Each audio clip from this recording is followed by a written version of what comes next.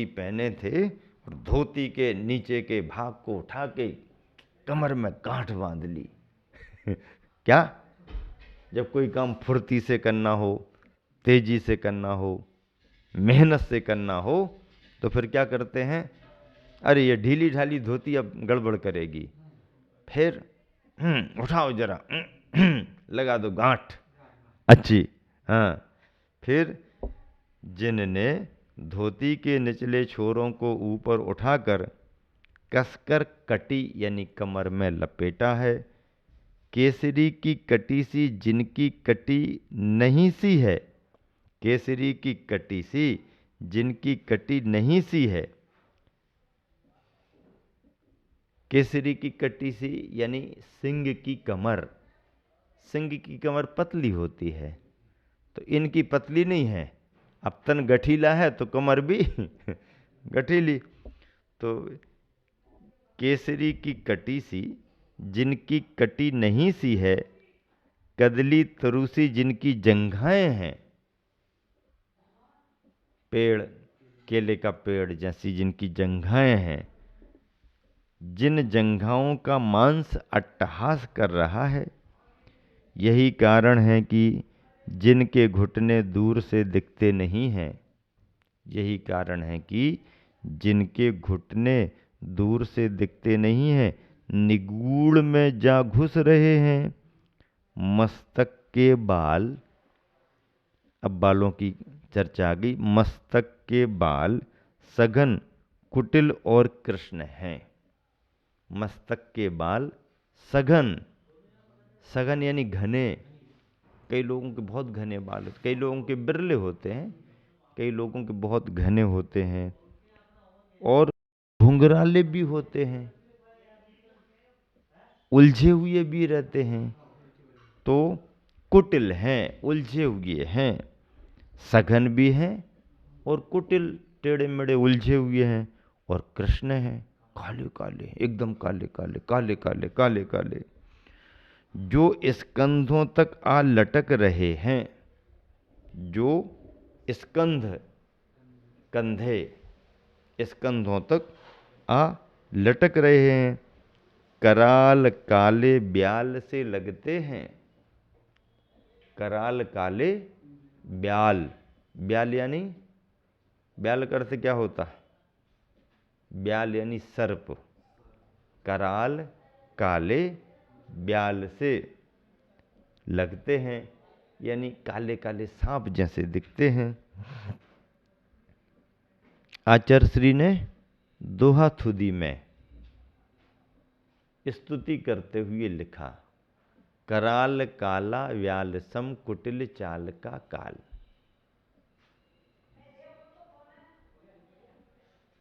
विष बिरहित उसको किया, किया स्वप्न साकार। ऐसा गुरुवर ने लिखा। ऐसा भी पढ़ा जाता है, कराल काला ब्यालसम कुटिल चाल का काल, जीत लिया तुमने उसे हो गए आप निहाल। तो कराल काला व्यालसम, व्यालसम यानी सर्प के समान। कराल काले ब्याल से लगते हैं जिनका विशाल बक्षस्थल है। अब बक्ष की बात आ गई। जिनकी पुष्ट पिंडलियों में नसों का जाल उभरा है। जिनकी पुष्ट पिंडलियों में, पिंडली पैरों के घुटनों के नीचे का भाग माना जाता है, पिंडलियों में नसों का जाल उभरा है। धरा में बटकी जड़ें सी जिनकी आकुल आंखें। धरा में, धरती में, बट यानी वरिया के वृक्ष की जड़ें सी जिनकी आकुल आंखें सूर्यकांत मणि सी अग्नि को उगल रही हैं। सूर्यकांत मणि सी अग्नि को उगल रही हैं। जिनके ललाट तल पर कुमकुम का त्रिकोणी तिलक लगा है। जिनके ललाट तल पर कुमकुम का त्रिकोणी तिलक लगा है, लगता है महादेव का तीसरा नेत्र ही खुलकर देख रहा है। महादेव शिव जी का, जिनके ललाट तल पर कुमकुम का त्रिकोणी तिलक लगा है, लगता है महादेव का तीसरा नेत्र ही खुलकर देख रहा है। राहु की राह पर चलने वाला है दल। आतंकवाद के दल की बात कर रहे, आतंकियों के शरीर का ये वर्णन चल रहा है। राहु की राह पर चलने वाला है दल, आमूल चूल काली कायाले। क्रूर काल को भी कपकपी छूटती है। ऐसे आतंकियों को देख करके क्रूर काल को भी कपकपी छूटती है, जिन्हें एक झलक लगने मात्र से जरा सा दिख जाए तो क्रूर काल को भी कपकपी छूटने लगे। काठियावाड़ के युवा घोड़ों की पूंछ सी। काठियावाड़ के युवा घोड़ों की पूंछ सी। अब पूंछ सी, काठियावाड़ क्या है? गुजरात का एक भाग काठियावाड़ के नाम से जाना जाता है, एक सौराष्ट्र के नाम से जाना जाता है काठियावाड़। तो काठियावाड़ की विशेषताओं में घोड़ों की नस्ल के बारे में भी चर्चा आती है, और कुछ अच्छी नस्ल के घोड़े, अच्छे स्वभाव के घोड़े काठियावाड़ी घोड़े कहलाते हैं। तो काठियावाड़ के युवा घोड़ों की पूंछ सी ऊपर की ओर उठी मानाती रेख से तनी, जिनकी काली काली मूछें हैं। मूछों के लिए क्या कहा? काठियावाड़ की युवा घोड़ों की पूंछ सी। उनकी पूंछ, युवा घोड़े हैं, पूंछ तनी हुई है पीछे, ऊपर की ओर उठी मानाती रेख से तनी, जिनकी काली काली मूछें हैं, जिनके गठीले संपुष्ट बाजुओं को देखकर, अब ये बाजू बाहू, जिनके गठीले संपुष्ट बाजुओं को देखकर प्रतापशाली भानु का बल भी बावला बनता है। प्रतापशाली भानु का बल भी बावला बनता है। जिन बाजुओं में काले धागे से कसे निम्न फल बंधे हैं। काले धागे से क्या, कौन से फल बांध दिए? निम्ब फल बंधे हैं। निम्ब फल नींबू ले सकते हैं, काले धागे के साथ तो नींबू फल बंधे हैं। निम्ब का अर्थ नीम भी आता है, लेकिन यहाँ तो टोना टोटका करने के नाम पर काले धागे में नींबू, लाल मिर्ची, ऐसा वैसा ये सब करते हैं। तो काले धागों से कसे नींबू फल बंधे हैं। अंत अंत में यूं कहूं कि जिनके अंग अंग के अंदर दया का अभाव ही भरा है। जिनके अंग अंग के अंदर दया का अभाव ही भरा है, दया है ही नहीं, निर्दयी है। मुख हृदय का अनुकरण करता है ना। अंदर दया हो तो चेहरे पर भी दया झलकेगी, और चेहरे पर क्रूरता आ रही है तो इसका मतलब है अंदर दया का अभाव है। प्रायः संपुष्ट शरीर दया के दमन से ही बनते हैं। प्रायः संपुष्ट शरीर, अच्छे मजबूत शरीर दया के दमन से ही बनते हैं। तभी तो संतों की ये पंक्तियां कहती हैं, तभी तो संतों की ये पंक्तियां कहती हैं, अरे देहिन। तभी तो संतों की ये पंक्तियां कहती हैं, अरे देहिन द्युति दीप्त संपुष्ट देह। क्या कहती हैं संतों की पंक्तियां? अरे देहिन, देहिन यानी देहधारी है जीवात्मा, देहिन द्युति दीप्त संपुष्ट देह जीवन का ध्येय नहीं है। द्युति दीप्त संपुष्ट देह, अच्छी चमक धमक वाली देह जीवन का ध्येय नहीं है। देह नेह करने से ही आज तक तुझे विदेह पद उपलब्ध नहीं हुआ। देह नेह करने से, देह के प्रति नेह यानी स्नेह करने से ही आज तक तुझे विदेह पद उपलब्ध नहीं हुआ। दयाहीन दुष्टों का दयालीन शिष्टों पर, दयाहीन दुष्टों का दयालीन शिष्टों पर आक्रमण होता देख। दयाहीन दुष्टों का दयालीन शिष्टों पर आक्रमण होता देख, तरवारों का बार दुर्वार है। तरवारों का बार दुर्वार है। इस बार से परिवार को बचाना भी अनिवार्य है। इस बार यानी हमले से परिवार को बचाना भी अनिवार्य है। आर्यों का आद्य कार्य है। आर्यों का, सज्जन पुरुषों का कार्य है, आद्य कार्य, पहला कार्य है कि धर्मात्माओं को बचाओ। यूं सोचता हुआ गजदल परिवार को बीच में करता हुआ चारों ओर से घेर कर खड़ा हुआ।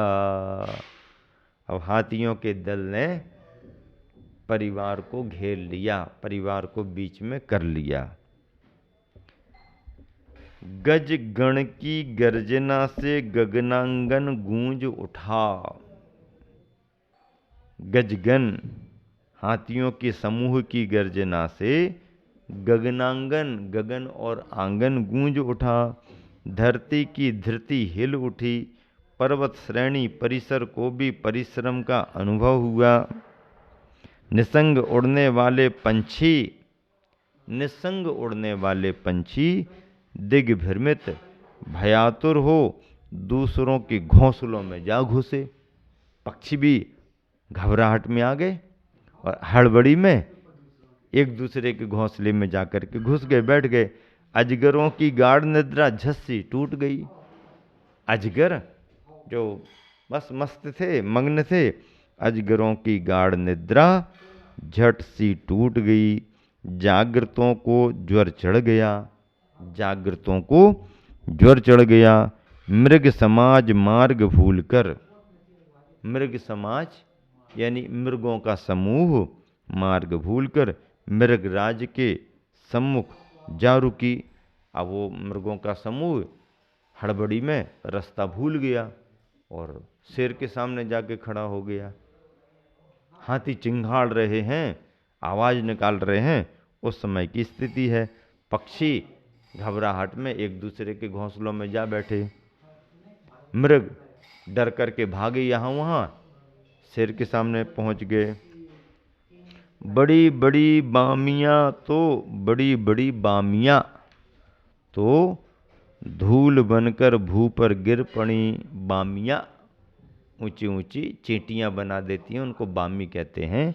तो बड़ी बड़ी बामियाँ धूल बनकर भू पर गिर पड़ी और क्रूर विषधर विष उगलते फूत्कार करते बाहर निकलते। जिनकी आंखों में रोष तांडव नृत्य कर रहा है। फणा ऊपर उठा उठा पूंछ के बल पर खड़े हो।